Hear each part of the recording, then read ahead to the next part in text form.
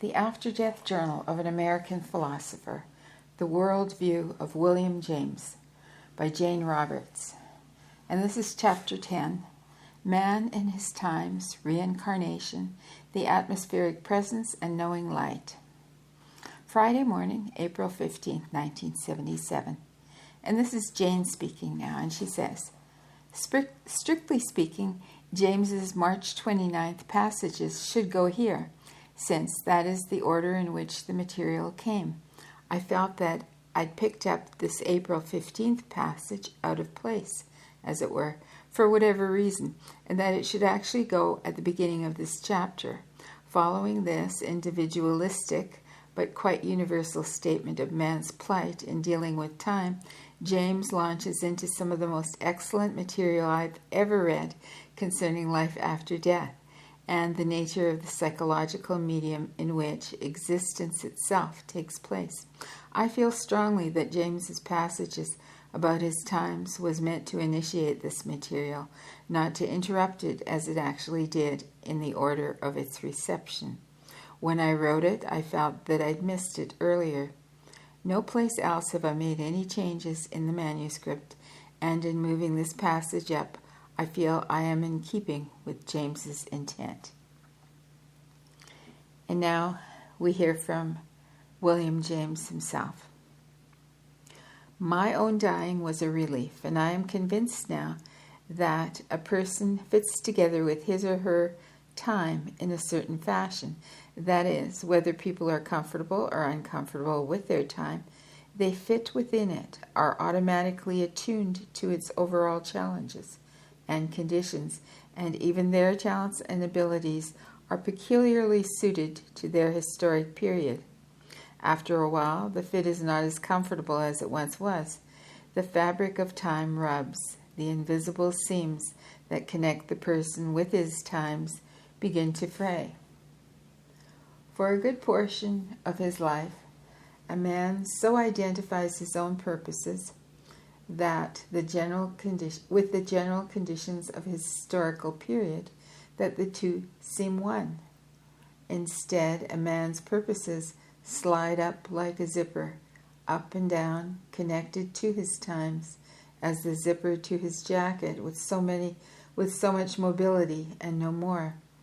The groove in which the zipper slides will allow only so much leeway, and the teeth of purposes and times must meet perfectly for the zipper to work at all. But the tension between the man's purposes and his historic times causes the tiny teeth to pull apart until finally the man sees that his purposes must be freed from the fashionable jacket of his times. It becomes apparent that he no longer fits into his time as he once did. He has done all he can within its tailored conditions. His thoughts and intents no longer mesh with his historic period and the ease of the past. His own desires, beliefs, and thoughts are like new buttons sewn onto an old sweater. They do not really fit the buttonholes. All of this happens very gradually and in various ways. During the period of a lifetime, however, people see themselves in relationship with the great themes of the day and experience their reality through daily details of life, the ways and means of livelihood which, while seemingly permanent, constantly change until the intimate routines of life, once so much a part of it, give way to others. The thoughts and impulses connected with the earlier familiar ways must stretch more and more to accommodate the new conditions. Again and again the person sees that his purposes, like the zipper, run up and down the same track, and worse, that the new generation wears completely different suits of the times, with which his ideas now make poor accessories. Finally, he stands out as no longer wearing fashionable mental attire. He sees that his very ideas have frayed. Even the roles with which people clothe themselves wear out. the child, the rebellious adolescent, the radical young youth, the graduate student, the debutante, the young father or mother, the esteemed director of business or foundation, the grandmother and the grandfather. These roles vanish, rip apart at the seams as the person watches with dismay, until the valued garment of the times has taken all the wear and tear that it can. In most cases, the people have so identified with their roles that in old age, when the roles are gone, they are actually astonished to discover how much self left over. Now, astonished to discover so much self left over. In some societies, the aged are honored. There is the role of the old wise man or a wise old woman, but in American society, the social role stops before the life does. I chose, therefore, to end my life before my role ended, while I was still fairly well attired mentally for its times, for even my disagreements were tailored to my historical period. The democracy that I had so fostered began to dismay me. My hopes for science had failed, nor could I find any real scientific evidence for the existence of the soul. Moreover, the framework of the times that had so sustained and challenged me changed. A new scenario came to life. New props slid silently before the mental walls of life's psychological drama. People with different psychic costumes and new mental stances, while I stood in my tattered, but once fashionable, psychological cap and gown, mildly appalled. I had thought to bring science and religion closer together by showing the objective reality of religious states and their effect upon life and experience. I had thought that telepathy and clairvoyance might be scientifically proven and taken from the superstitious realm so that they might be admitted into men's concepts in a respectable way and counted in man's scientific hypothesis. I had prided myself that a rigorous study of man's paranormal experiences could produce evidence for the soul's existence, so that psychology must then count man's heroic nature in its plans for humanity. And in all of those ways I failed. The times became more raucous. Religion, science having briefly been introduced with me as an intermediary, parted with bad feelings on both sides.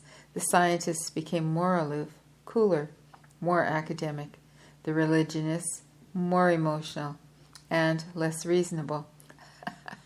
The spiritualists and pseudo-spiritualists took possession of the soul, often dirtying the entire affair with shady seances and cotton ectoplasm, while the evolutionists triumphed on the other side, washing their hands in horror of such a trickster soul, while giving man instead the natural inclinations of a killer.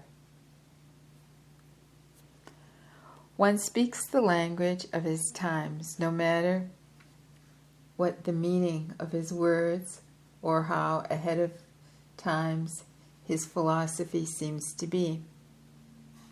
Gradually, however, the hidden accents, invisible insinuations, rhythm punctuations, and inflections change until a man realizes that his very language is old-fashioned and no longer speaks to the times. No matter how futuristic his meanings, his words are tinged with mustiness, and only later generations can lift up those words once again out of the dusty vowels and syllables that once sounded so brightly. I thought I spoke clearly to myself in later years. I could tell that it was as if my very tongue were tinged with dust. Others listened, but with vague puzzlement, as if my words themselves no longer met directly upon the ears of my listeners, but first had to pass through a gap of just the briefest misunderstanding, so that if I spoke one word, they must translate it in their minds to another, newer one, or change the inflection entirely. Even my most spontaneous sentences sounded mannerly or contrived. The words themselves had changed so insidiously that meanings I gave them slid away, while others were assigned to them. So, speaking the same English language, I spoke an alien one, and young people listened respectfully, but their faces were puzzled, again as if my tongue were coated with dust. This was more noticeable in the works of my brother Henry, for he was dealing with American vernacular, showing the aliveness of the American nature, as opposed to the studied classism of Europe. Yet his Americanisms, so fresh and even sometimes vulgar, turned too soon into archaic nicisms. His characters no longer seemed alive because the ideas and frameworks in which they had lived changed, as indeed the gayest scenario must fade and each new piece become dated. Tug and pull as much as you will, in life your ideas and purposes are connected to the threads of your time, woven into it, and to progress after a certain point there is nothing to do but loosen those threads, cut yourself apart from the times, take off the constricting garment that has become more like a straitjacket, and so you die. In the meantime, however, you have been wiggling for many years within your code of times, and finally ascertained that there is a you within you. You realize that you and the garment are indeed coming apart at the seams. Where earlier you so identified with this cloak that such an idea would have been most frightening, you become more and more aware of a secret, knowing self that has always existed, apart from the times, one that is now rather anxious to leave them, and of an inner voice nudging you, saying, "You've had a plan in the sun. No, you've had your place in the sun. Don't stay where you're no longer wanted or needed, and admit it. You're quite bored and in need of a new start. You've outgrown your times, and there's nothing you can do about it." Certainly I became aware of that voice, though I had always been somewhat conscious of it, even in my prime and earlier in my childhood, an independent part of me rather indignant at having to accommodate to history at all, but curious, putting one foot into life experimentally, as it were, and always rather aloof and slightly superior to the entire affair. To that extent, I never gave myself to life as completely as perhaps I should have. Though I tarried long enough, and far longer than many, my curiosity and rather dry wonder were my main characteristics, so that I would not experience my emotions fully, for example, but study them with the faintest mental nose sniffing. And I used my melancholy, I now see, as a churchman uses incense to dazzle the senses of others, while setting up a smoke cloud to separate himself from the crowd. I say this with all good humor towards myself and the hypothetical churchman, but without my melancholy, I feared I might fall all the way into life, as it seemed others did, and forget to examine it, as I had initially set out to do. In life, we are curious about what happens afterwards. After death, earth life is such a small area of activity that we wonder how it can contain such depths and dimensions of action and meaning.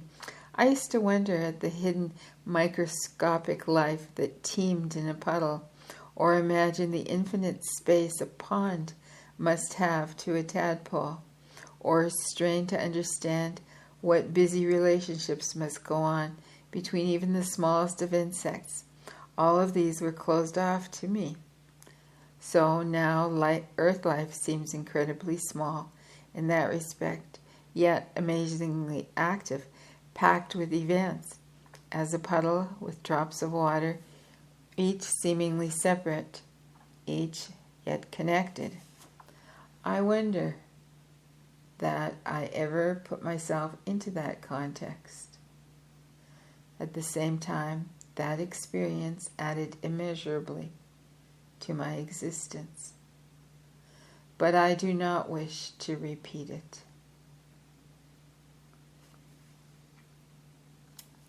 Tuesday afternoon, March 29th, 1977. Memories of other lives lie piled up in my mind like books, still to be read, though already purchased, and while I am curious, I am as yet too engrossed in the studies that I still identify as my own. I identify myself to myself as William James still.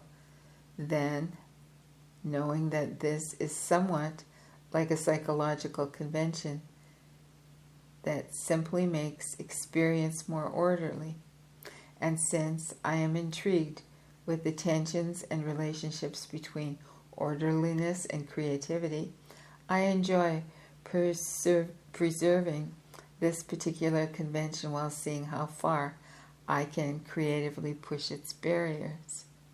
Therefore, I say that other lives of mine are waiting to be reviewed, studied, and explored, as if they were journeys taken by me in other lands in which I changed my name, occupation, and took on other family obligations and relationships than those that I consider my own.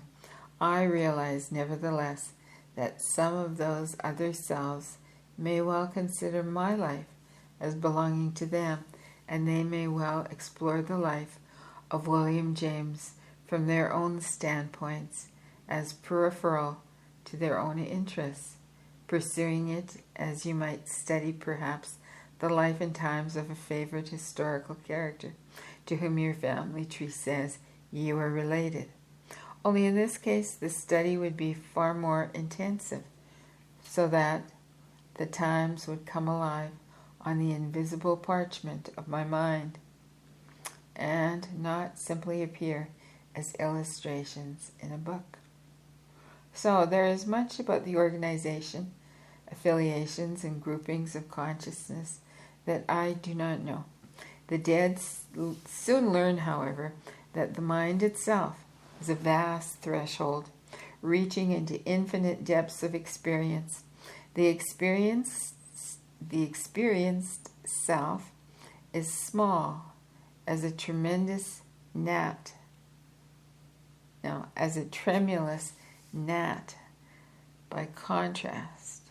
The experienced self is small as a tremulous gnat, G-N-A-T, by contrast, hovering at the entry, golden in its light, free but uncertain, attracted and tantalized by that illuminated source of greater mind. Nor is it possible from my present standpoint to comprehend the constant new manufacture of times. For each life I feel I have lived also waits to be explored, and within its boundaries time constantly opens up with new combinations. I suspect then that other selves of mine, from my viewpoint, are exploring my life and historical period, yet I'm not aware of any invasions of consciousness, not my own. and I also suspect that my life as I knew it contributed to those lives in ways that none of us yet understood, though we were not in life at all familiar with any tamperings with our consciousness by others. I do know that some individuals in my position run back to their physical existence, and some do not. I myself am more given to action behind the scenes, to a study of the behind the scenes working, than to center place on life's stage. So I have thus far remained in this very favorable situation. Some care little for any study of the theme of life, but are engrossed in its plots, leaping from life to life with the greatest agility, taking part in all of history's dramatic events, enamored of action for action's sake. Others, like myself, weary of direct participation in life's parade, prefer the sidelines from which we shout encouragement and suggestions, pursue our studies, and try to help behind the scenes by pointing out situations that the paraders themselves might ignore, caught as they are in life's unremitting glare. So even in my life, I was that kind of temperament. I was of that kind of temperament. I say this again, realizing that other lives may have found me of a much more volatile, emotional character. I like to think that I was a clown in the Middle Ages, for now and then my hands invisibly perform juggling act with balls and plates in my mind. Looking down, I see stocking toes, orange and red, and a bag of assorted coals. I seem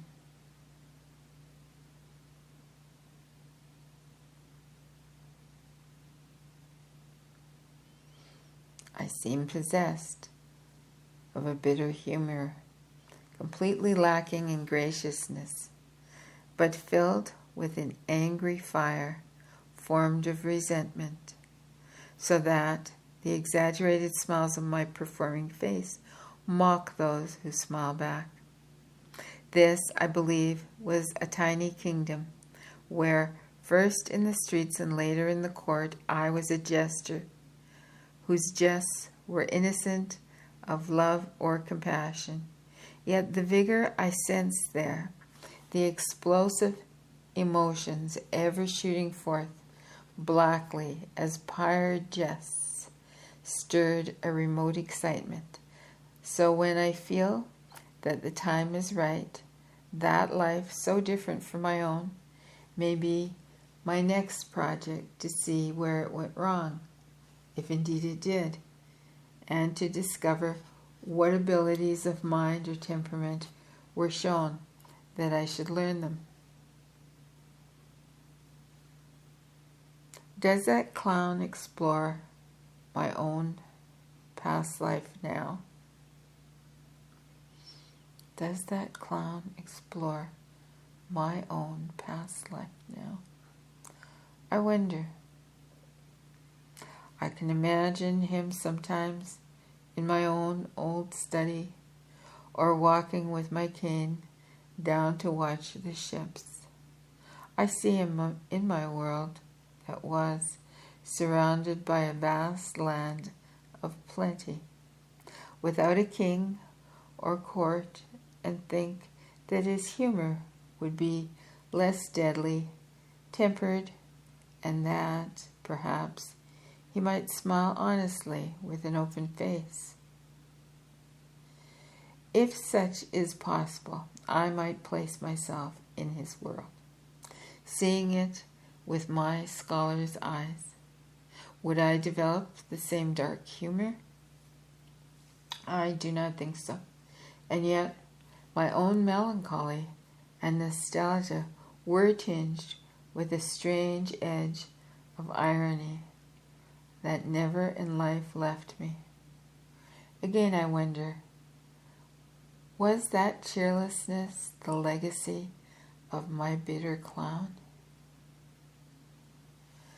The answers lie behind the curtained door that I mentioned earlier, symbolically speaking, leading from the box seat elsewhere.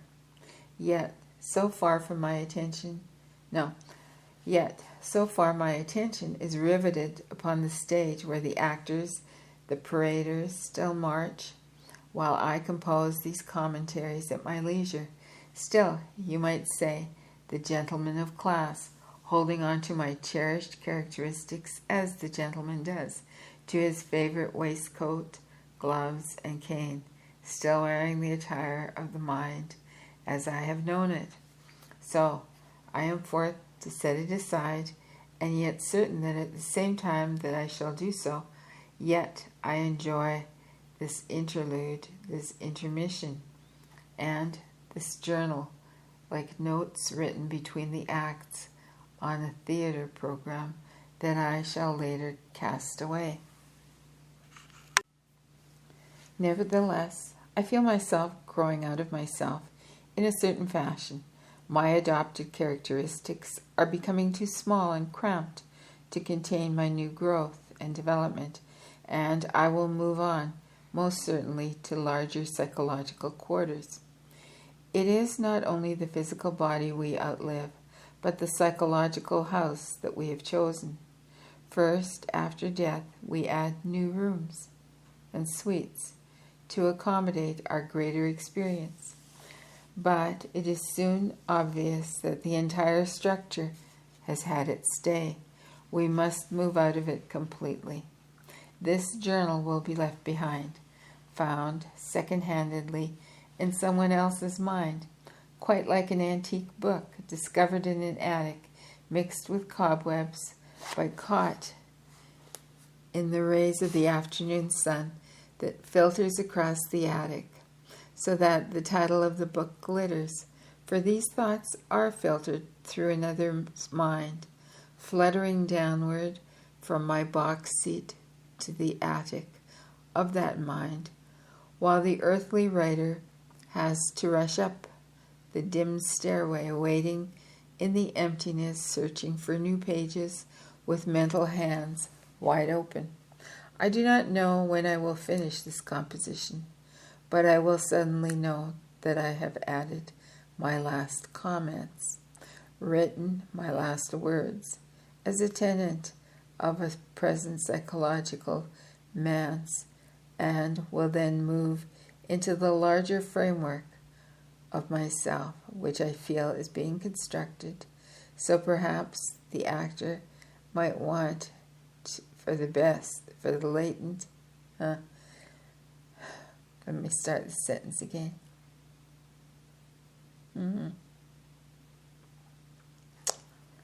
It's a long sentence.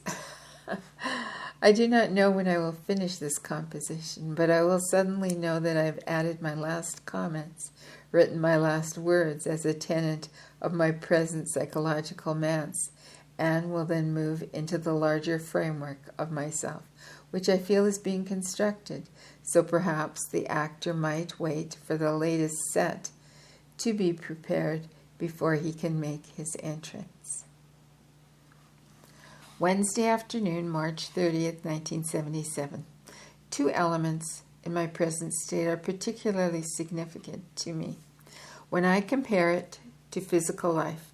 For one thing, my psychological and physical mobility is astonishing, and my sense of freedom feels at least unlimited. In the beginning, I found this disconcerting, for my reality at any given time, following the experience organizations of my own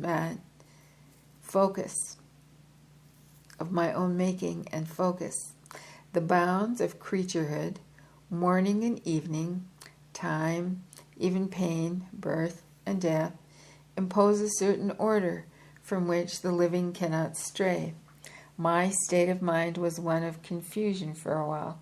Imagine, if you will, a mongrel of a dog, quite used to wandering, suddenly given, say, wings. The use of a... Oh. Imagine, if you will, a mongrel of a dog, quite used to wandering, suddenly given, say, wings. The use of a conceptual mind, vocabulary, and along with these fulfilling but surprising additions. A million new choices, where before instinct and demand of practical creaturehood kept its curiosity quite well within a limited range. In other words, new capabilities kept sprouting from my mind, each stranger than the other. A vivid desire of the most momentary nature seemingly transported me from one place to another with no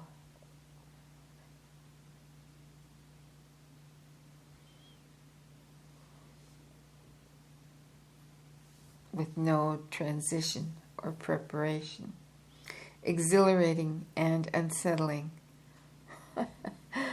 Countering all of this, however, was the most delightful sense of safety, so that, after the first orientations, there is no fear at all, and everywhere being seems to be couched in perfect safety. I simply use my mind to go in quotes, where I want, and the rest of me follows. My body, real enough to me, can appear or disappear in any given place, however, and each environment is formed by people's beliefs in it. I say people's beliefs because all of us, to ourselves, appear quite natural, quite like other people, only in a different context, indeed. This freedom of which I speak was not entirely new. It can be deduced easily in life by an imaginative extension of the abilities shown by consciousness in dreams.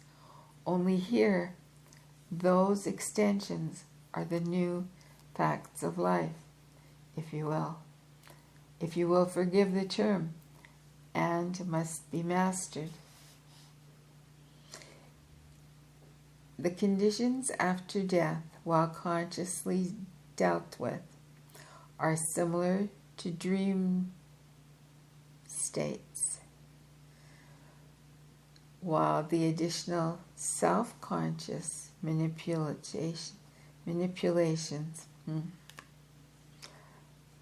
me start this over again. Okay. The conditions after death, while consciously dealt with, are similar to dream states. Then, while the additional self-conscious manipulations add the most vivid clearness and preciseness, the knack is to focus consciousness properly in the desired areas. This usually presents little difficulty after a brief preliminary stage. It may seem that this existence of mine is more solitary than it is, because of my own predispositions. There are schools, colleges, or whatever the dead choose, but these arise in response to the wishes and beliefs of those involved. They exist quite validly in certain areas of focus and consciousness, but they are invisible in other areas. They are constructed by the combined focuses and intents of those involved, and they attain a permanency over long periods because so many are inclined in those directions.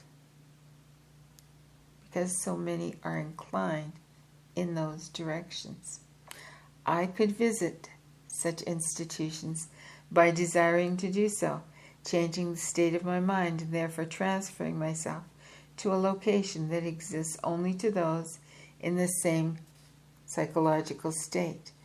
This may sound complicated, yet to some extent You have similar patterns.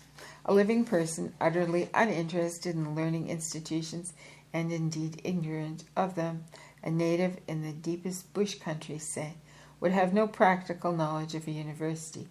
Even if later he traveled to an area near such a place, it would have no reality for him. He would probably never visit such an institution unless his state of mind changed and desire for that particular kind of knowledge inspired him. Here the states of mind create the reality in a direct fashion. Thursday morning, March 31st, 1977, and this is Jane speaking now. Here begins some of the most fascinating descriptions of after-death reality that I have ever encountered. Not only does James manage difficult material with extraordinary grace, but as the material continues, he gives invaluable hints as to how we can glimpse this atmospheric presence in life.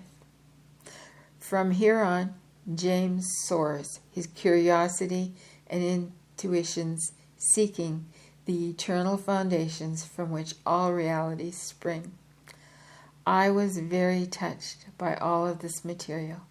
I kept trying to sense in everyday life the magic and the wonder of James's perceptions, hoping that aside from this manuscript, I could perceive the experiences James was speaking of. And now we have William James speaking again. Nowhere have I encountered the furnishings of a conventional heaven, or glimpsed the face of God. On the other hand, certainly, I dwell in a psychological heaven by earth's standards, for everywhere I sense a presence, or atmosphere, or atmospheric presence that is well-intentioned, gentle yet powerful, and all-knowing. This seems to be a psychological presence of such stunning parts, however, that I can point to no one place and identify it as being there in contrast to being somewhere else. At the risk of understating, this presence seems more like a loving condition that permeates existence and from which all existence springs. The feeling of safety mentioned earlier is definitely connected here, in that I know that no evil or harm can befall me, that each of my choices will yield benefits, and that this loving condition upholds me in all my ways. As in life, I was always aware of an underlying melancholy. I am here always delightfully conscious of an extraordinary sense of safety that leads, say, to heroic acts and courage. Naturally, there is the constant feeling that the universe is with me, for me, and with and for all others at the same time. Not only does it not conspire against me, but it ever lends its active support. This willingness to help is everywhere apparent and promotes, of course, a sense of ease that at the same time stimulates the personality's abilities in ways most difficult to describe. While I mention this presence as itself, so thoroughly does it pervade everything that attempts to isolate. So thoroughly does it pervade everything that attempts to isolate it are useless. While I mention this presence as itself, so thoroughly does it pervade everything that attempts to isolate it are useless. All theological and intellectual theories are beside the point in the reality of this phenomena. I know, the emphasis is on know.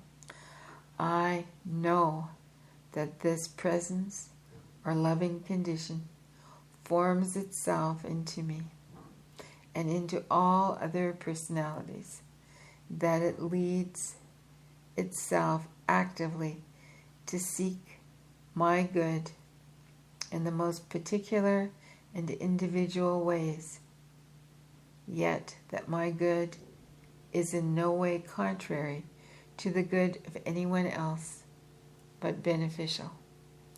Each person, living or dead, is somehow a unique materialization or actualization, psychologically perfect, of this basic loving condition or psychological atmospheric presence.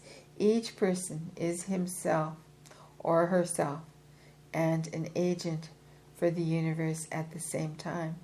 The universe leans in each individual's direction, gives and is compliant, for each person is part of that psychological fabric coming to life. It is as if the universe were a multidimensional cloth with infinite patterns and figures which did not remain flat, but sprang alive, lived, moved, and died, and came alive again, while the fabric of which they were all made never wore out, but miraculously revitalized itself and rewove its parts. The patterns and figures are constantly changing, and the very stitches with which they are made are composed of the basic fabric also, so that there is everywhere communication between all the parts at that level. Each figure changes the quality of the fabric, however, adding immeasurably to it through experience.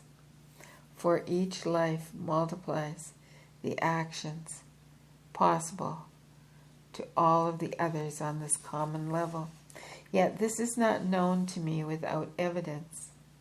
That evidence is a kind of direct, built-in knowing, self-evident, and I realized that I possessed it as a child and let it go on purpose so that I could discover it again from a different angle. This somehow puts me in a new position with regard to the universe than I was in before, adding to what I can only call psychological thickness.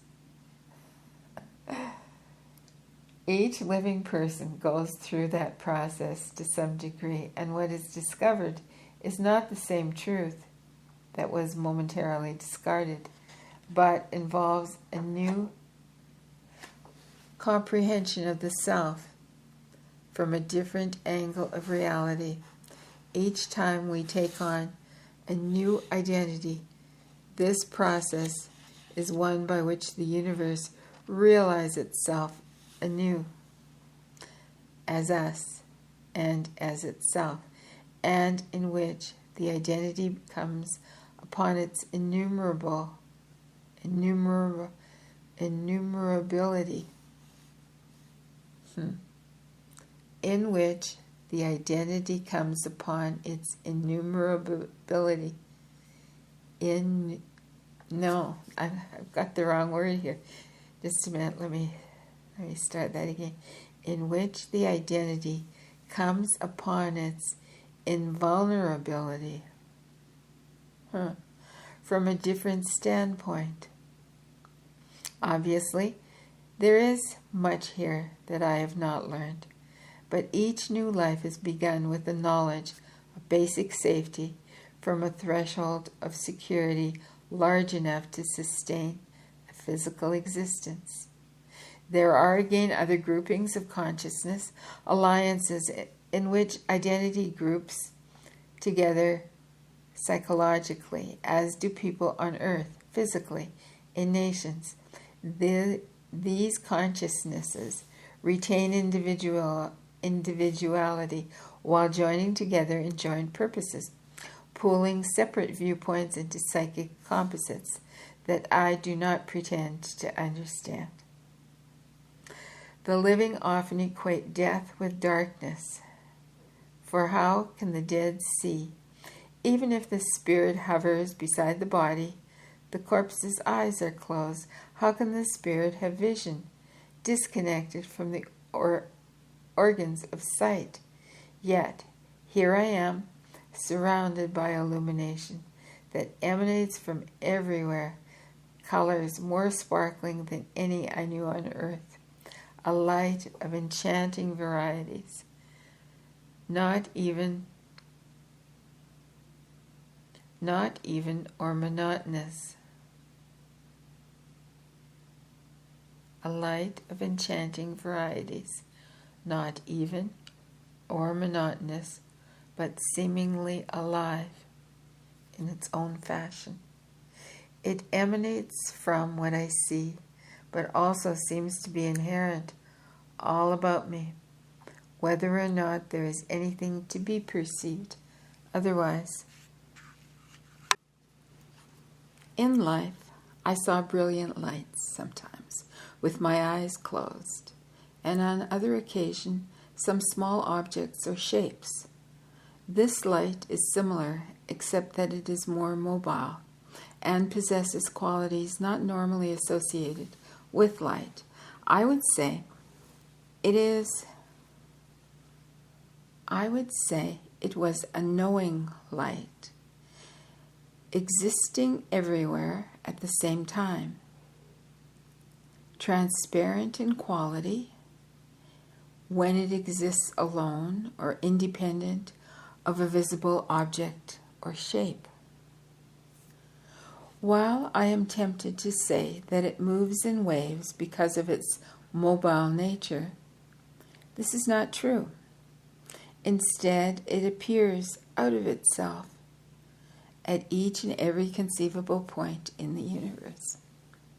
Physical perception sees only a small hint of this light, and from it spring all of the lights and colors physically visible. I suspect that there are other forms of this light, or made from it, that I do not perceive myself, and I am sometimes aware of shapes or sounds just out of my range, like a world just out of my reach. But all of this, from my standpoint, may be confusing to you. But since in your terms, I have no physical mechanicalness, the sounds must be different in nature, or range from those that I am familiar with on earth. I think of a similar experience when I was alive, of mentally hearing a voice, hearing it surely every time, while I knew that my physical ears were not involved. So it seems to me that regardless of the physical property assigned to sound, sound itself has nothing to do with the physical version. The sounds here are distinct, bell clear, separate, and each tone, if it were visible, would be like a crystal. Yet, in your terms, this would be called mental hearing. And I am sure that the body I possess is a kind of mental connection. No, a mental convention for my own benefit. I forget it and then remember it again. When I forget my body, I am operating without it in my consciousness. My consciousness is in no way hampered, but follows my pursuits. Then suddenly, like an absent-minded professor, I realize that not my mind, but my body has been absent and without any materialization. Nope, just a minute. And without any transition. I realize that not my mind, but my body has been absent. And without any transition, I have it again.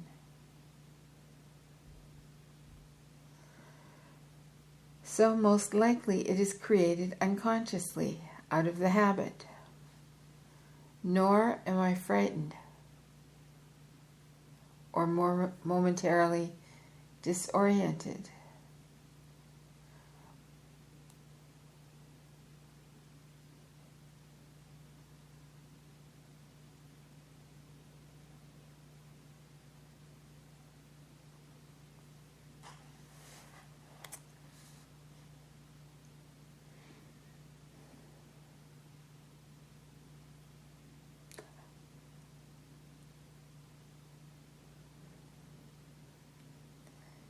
Nor am I frightened, only momentarily disconcerted.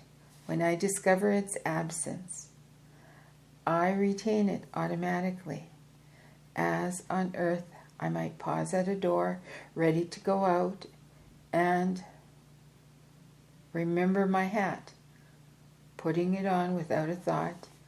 I no longer identify with my body. And of course, it is not flesh and blood, though it seems to be when I want it to be. I understand that some of the dead identify with the body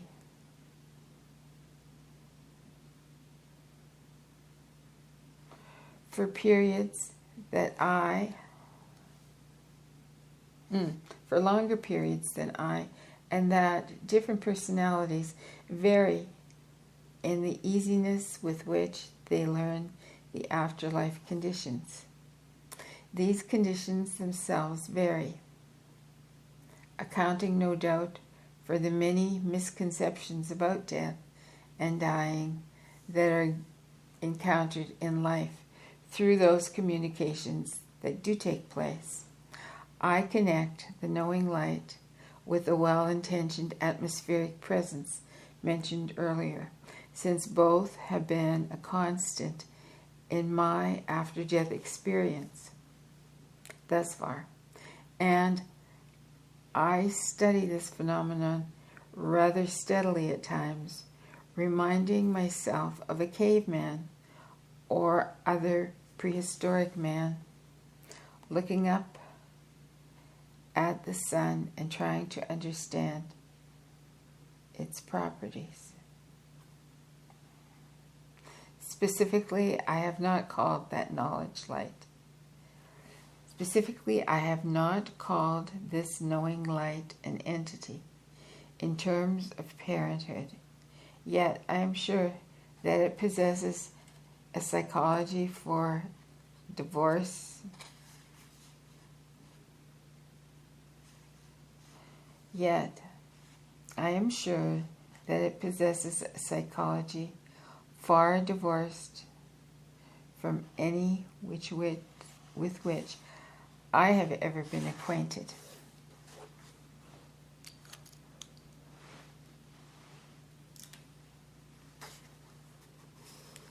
That it knows of my curiosity and examination and is not annoyed, but invites it.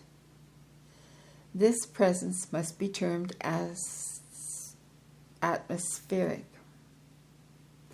Again, I can think of no better word, and yet the presence cannot be pinpointed as existing in any here as separate from there, but coexists in all places. Searches for an analogy do not particularly help either.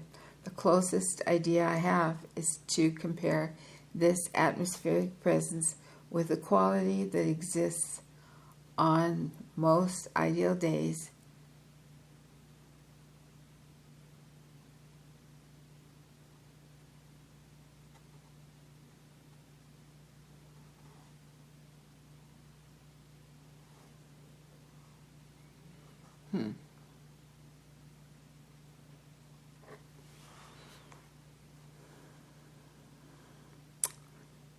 I've lost my thread here.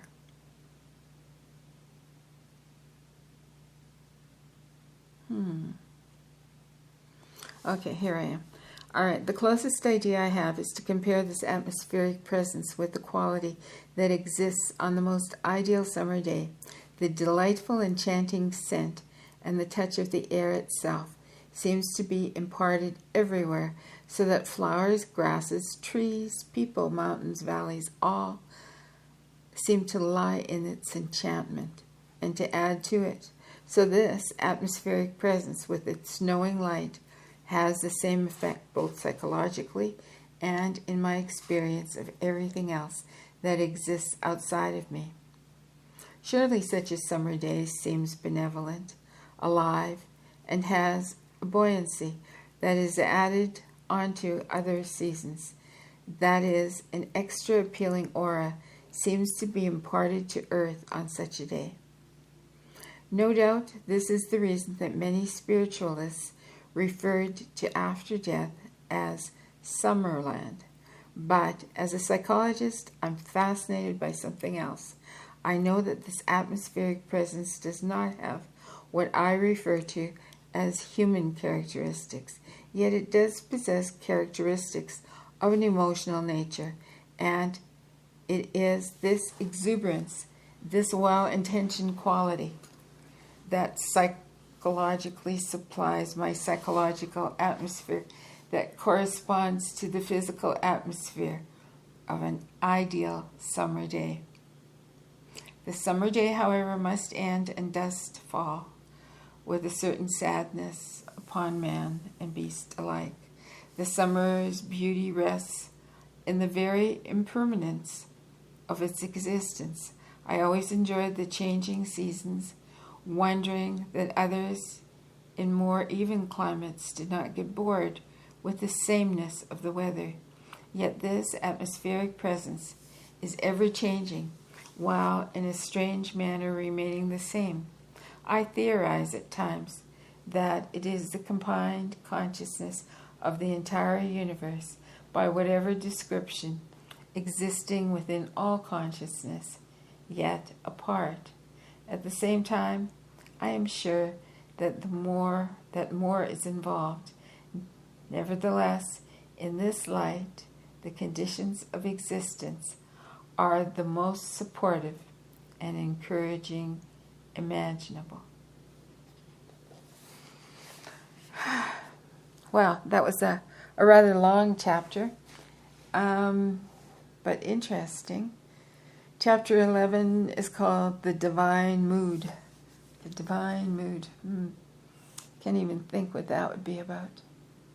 Oh well. Till soon.